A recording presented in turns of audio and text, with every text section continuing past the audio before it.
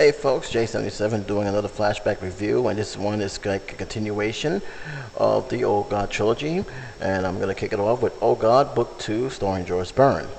Now, before I get started with this review, I want to make this one thing clear. I have to make this clear. Each movie from 1 to 3 has their own story. None follows the other one. If you haven't seen these films, I want you to keep that in mind, that you don't have to see 1 to see 2 or to see 2 to see 3. Each film doesn't even, mention each other in any form whatsoever.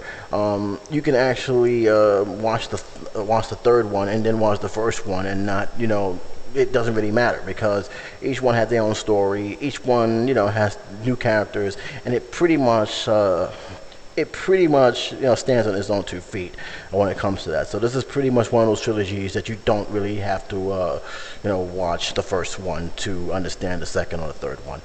With that being said, let me just go to a brief synopsis of this movie. God recruits an 11-year-old girl who goes by the name of Tracy Richards to come up with a slogan so people could, think of him, remember him, still believe that he's still around, he still has some influence in their lives. She ended up coming up with a slogan, which, or may I say, her best friend Shingo comes up with a slogan, and that slogan was "Thank God." God loves it. He thinks it's wonderful. He wants her to spread the word out there. She's not so sure, but God recommend that she start with her friends, which she did. At first they didn't listen, but thanks to God, basically changing a kid's words, that pumped up her friends, and they are spreading the word, getting God all over the city. Everything is going good. It's spreading out great, but this does come with consequences. Her family is concerned about her, that she may be, losing her mind or seeing things. She gets expelled from school because the students have placed God, thank God, all over the schools. She end up, the therapist or psychiatrist, sorry about that, end up, thinking that she's having delusions, and she recommend that Tracy be put in an institution. This panicked Tracy. She runs away, but God convinced her to come back, which she does. She ends up seeing a panel of top psychiatrists, which agree with her psychiatrist that she needs to be in an institution. Is about to tell her that she needs to go to an institution when George Byrne, God, comes in, convinces them very, very respectfully that she may not be crazy after all. And in the end, the ending I'm not very happy about, but I'm gonna explain later. The end, God says hello. God says his goodbyes and just disappears. Like I said, the ending was not a very great ending, and pretty much was the stepping factor of this movie. I'm gonna be very fair with you guys. This is a guilty pleasure movie for me. I could watch this film countless times. It's not boring. The characters are interesting. I actually thought the acting was very, very good. I thought the pacing was very good. But if you wanted me to say that the weakness of this film, at least the stopping point of this film, I have to say the following: the story was unnecessary and uninterestingly bland. It really made no sense whatsoever to have this kind of story in, and those who have seen the film, years ago, and actually hate this film, because this film was not well regarded by critics, including my aunt, and I'll explain that a little bit in a second. The main thing was pretty much the storyline. This was a comedy, and I don't remember laughing too much in this movie. In fact, there was only, I think, 1 or 2 chuckles I had in this movie, and that came from pretty much the little girl's lines, and not George Burns, which is a little bit surprising. When you think George Burns, you think of comedy. This film, I really wasn't laughing when George Burns was in the film, and that was largely because George Burns' character was reduced horrifically in this film. He was more seen in the first film and in the third film than this film combined. That's telling you a lot. He shows up, he leaves, and then you have Tracy, have Tracy Richards, aka Loanne, carrying the rest of the film for a very large amount of time. In fact, I can tell you right now that this film was carried by Luann playing Tracy Richards. This film, about 98% of the film, it really had her on screen. And I gotta tell you, she did a tremendous job. I thought she did a very, very good job. I thought that I was not gonna like this character too much, but they developed her very, very nicely. And one of the main things I like about her character is she acted like a kid. She didn't act like a grown adult. That was one thing that a lot of critics, including myself, always had a problem with, when kids act like adults and adults act like children. This one, they actually did it right. She was a kid. She acted like a kid. She was a typical, kid that lived in Los Angeles. The parents was also the same way. I thought I was going to have a problem with the parents, but the parents were, parents. They were supportive, and they was also concerned. They wanted nothing best for their daughters, so I had no problem with the parents in this movie. But overall, as for George Byrne, who was supposed to be the main star, he was not really much of a factor in this film. But when he did, what I did like was that last scene when he really had to come up and step up to the plate in that last scene, because I thought that was the most triumphant scene, and I actually liked that better than the first movie. But that's the main thing. The story was very, very weak. The comedy was non-existent in this film, and the ending was absolutely horrible. I hated the ending. I gotta tell you right now, the ending, I thought that John Denver's ending on this movie was bad.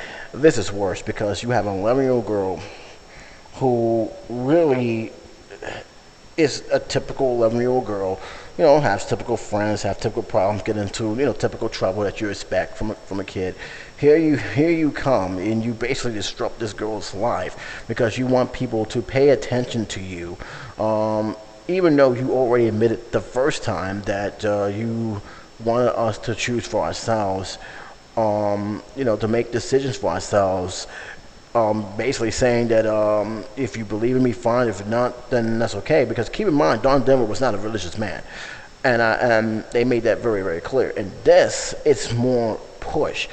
He's pushing her to go, through all this trouble where she didn't really need to, just so he can draw attention to himself. So I did have a problem with that. I had a problem with that big time. The ending, basically, he thanked Tracy Richards for all his help. Tracy asked him if he would see her again, and he said, if you talk to me, I'll listen. And he patted her on the cheek, and he just walked away. And you see him fading, and Tracy was just crying. Obviously, she's tears going down her cheek, and he disappeared. And you see her crying, and it was a freeze frame. You see that scene frozen, and it stayed frozen in the end credits roll. It was not too long, but it was enough to impact my decision on the movie. That was horrible. I said that was kind of cold. That was really, really harsh. I know some of you guys may think of it differently, but I felt that was the most harsh ending I ever seen in my life. So that's what's my main issue with that. And also, what the fact is with this movie is that it really tried to force God on a lot of people, and I think a lot of people got a little pissed off about that, because especially when films like this. Keep in mind, I don't care about religious films if it's done right. There's a lot of religious films that is actually worse, especially some films that I've seen other people review, and I actually checked it out myself and realized just how bad this film really is. But this film really tried to forced an issue that I don't think that the director actually intended, but especially with the school scene where Tracy is plastering, her and her friends is plastering stuff all over the school, which got her suspended. I didn't think that was a big issue. I didn't think that was a problem, because in all, she was wrong. She was putting stuff on there in a place that is supposed to be for learning, not for religious practices. And they acknowledged this. At least the movie acknowledged that religion in school is a very sensitive area, which it is. The problem is it went a little too far with that, where you have the parents, and the students striking because she believed in God. That's not the issue. They ain't saying she can't believe in God. They're saying that she can't practice a religion in school, and I think that was the whole thing that my aunt did not like. And I know a lot of people saying, "Oh, it's a Christian thing. You don't understand." Let me explain this. My aunt is a minister. Okay, she's a minister in a church in Queens. She hated this movie. She really, really hated this movie, and I asked her why she hated this movie, because I didn't have that much of a hatred that she did. She said that it was a wrong representation of God, and in many ways, it is a wrong representation of God, because when you look at it, God was pretty much of a selfish person in this movie, which I don't think that it was any of the intention of the director, but in this, it really wasn't selfish movie, because he could have picked anybody else of faith, doesn't matter who they are, or pick another adult, someone who is, qualified for this. Instead, he picked an 11-year-old, which to my aunt said it was uncalled for, unnecessary, and just downright, selfish. Especially with the first film already making it very clear that he wants us to choose for ourselves. So if you want us to choose for ourselves, if you want us to do all this stuff, why are you picking an 11-year-old girl to make a slogan just so people know who you are? I mean, that's what the churches are for. That's what, the Bibles are for, and all, whatever religion you guys follow. That was the thing that I think ticked off a lot of people. As for me, it didn't determine my rating to a big extent. Like I said, the three things that really bothered me with this film was it was not funny, the ending, and just the simple fact of the theme, the story that had from there just didn't make any sense to me. So that was the main thing. But it's not a terrible film, and like I said earlier, it is actually one of my guilty pleasures. The acting was good. The acting was good. The pacing was good. The pacing was very, very good. I was not bored seeing this film. That's one thing I will not say. It may not have been funny, but I wasn't bored of seeing this film either. So, if anything else, I got that much out of the film.